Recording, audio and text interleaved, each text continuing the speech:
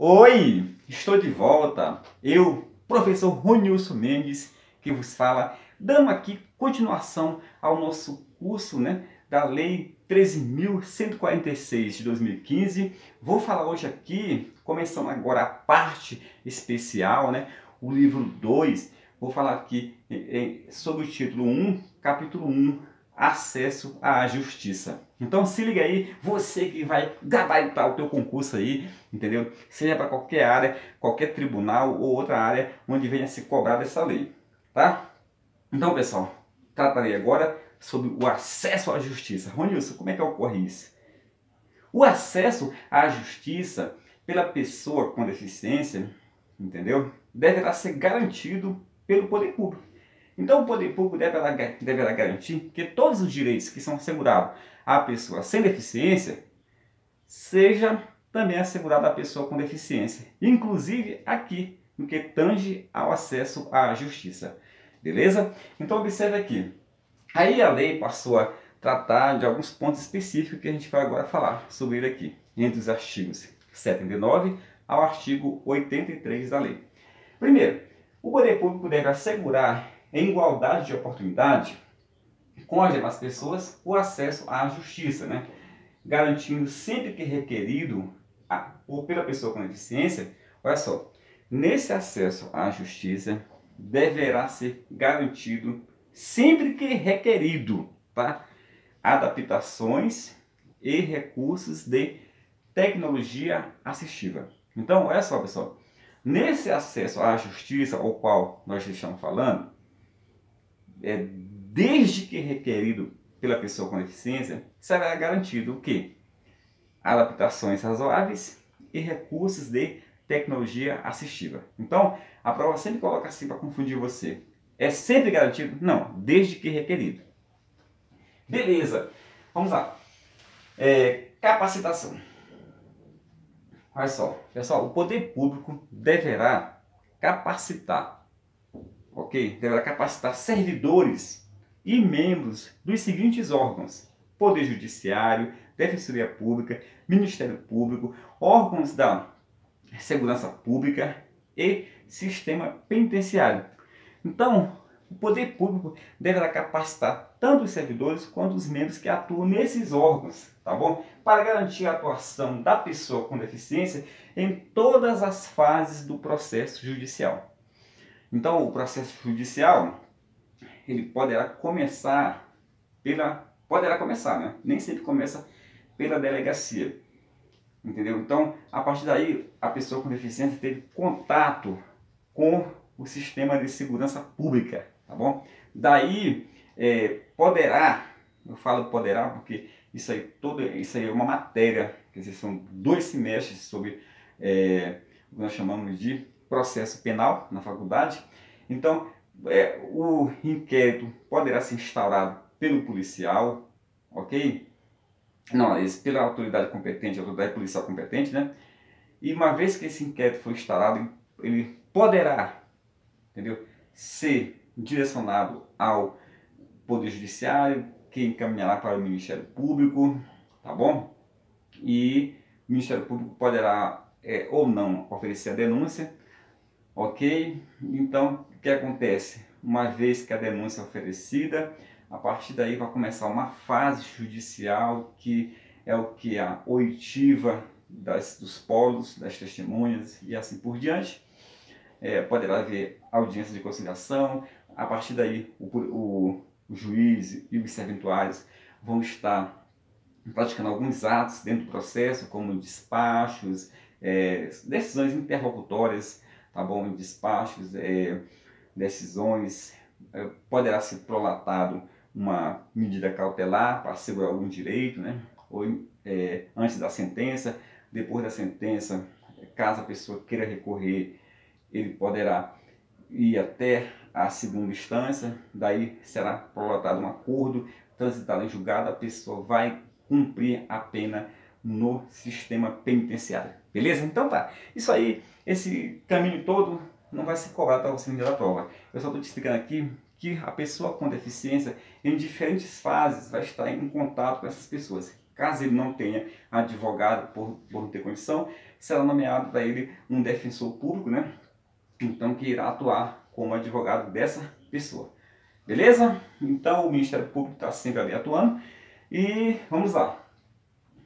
Então, esse pessoal todo que eu falei agora aí, desses diferentes órgãos, deverão ser devidamente capacitados para fazer com que a pessoa com deficiência tenha garantido esse acesso em todas as fases do processo judicial. Olha só, a pessoa que foi apenada, ele vai passar a cumprir uma medida restritiva de liberdade no sistema penitenciário, entendeu? Então, o que é assegurado? Ao apenado com deficiência é assegurado direitos e garantias iguais aos apenados sem deficiência. Tranquilo? Prosseguindo aqui. Olha só, as medidas necessárias à garantia dos direitos da pessoa com deficiência deverão ser tomadas por quem? Por dois órgãos, Defensoria Pública e Ministério Público. Então esses dois órgãos, Defensoria Pública e Ministério Público, deverão tomar as medidas necessárias à garantia dos direitos da pessoa com deficiência estipulados nesta lei, principalmente o acesso à justiça. Então vamos aqui. Prosseguindo aqui, vamos para um artigo interessante, que é esse aqui, né? Devem ser oferecidos todos os recursos de tecnologia assistiva disponíveis para que a pessoa com deficiência tenha garantido o acesso à justiça sempre que figure no processo como um dos polos ou atue como testemunha, tá, pessoal? Ou participe, advogado, defensor público, magistrado ou membro do Ministério Público. Então, vamos recapitular. Devem ser oferecidos todos os recursos de tecnologia assistiva disponíveis, tá? A fim de que a pessoa com deficiência, né, tenha garantido o acesso à justiça, tá bom? A justiça, né, sempre que figure como um dos polos, ou polo ativo ou polo passivo, né, da ação, ou atue como testemunha, ou participe, advogado, defensor público, magistrado, que no caso é o juiz, ou membro do Ministério Público, que pode ser o promotor ou o procurador. Beleza? Então tá. A pessoa com deficiência tem garantido o acesso ao conteúdo de todos os atos processuais de seu interesse, inclusive quando ele atuar, inclusive no exercício da advocacia, quando ele atuar como advogado.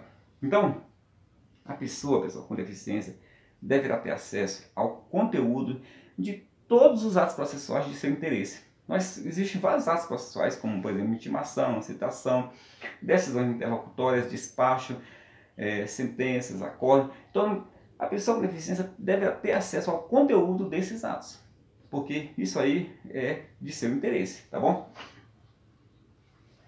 Inclusive no exercício da advocacia, inclusive quando atuar como advogado, né? A aplicação das sanções penais, entendeu? Então,